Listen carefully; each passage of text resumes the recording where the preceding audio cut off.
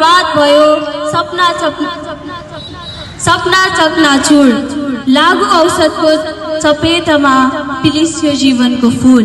नमस्कार माननीय mayor हर्कराज्यू, hope धरानका प्रतिनिधिहरू, शिक्षकहरू, विद्यार्थी साथीभाइहरू र उपस्थित सम्पूर्ण महानुभावहरू, म सबिस्ता शेख विजयपुर माध्यमिक विद्यालयबाट आज यहाँ लागु औषध दुर्व्यसनको यो डरलाग्दो समस्याको बारेमा केही कुरा राख्न उपस्थित भएकी छु।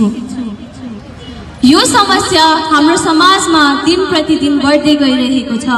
यो एउटा यस्तो अध्यारो सुरुङ हो जसले एकपल्ट कसैलाई आफ्नो चङ्गुलमा फसायो भने उसको जीवन बर्बाद हुन सक्छ। लागु औषध दुर्व्यसन केवल एउटा व्यक्तिगत समस्या मात्र होइन, यो एउटा सामाजिक समस्या पनि हो।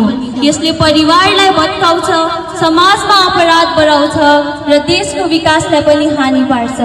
हाम्रो देशको भविष्य हाम्रो युवामा निर्भर छ र यदि हाम्रा युवा नै दुर्व्यसनका शिकार भयो भने हाम्रो देशको विकास पनि अन्धकारमा हुन सक्छ। लागु औषध दुर्व्यसन धेरै कारणले हुन्छ। कतिपय युवाहरू साथीभाइको दबावमा परेर लागु औषध सेवन गर्न थाल्छन् भने कतिपय युवाहरू पारिवारिक समस्या, बेरोजगारी वा मानसिक तनावका कारणले लागु औषधको प्रयोग गर्छन्।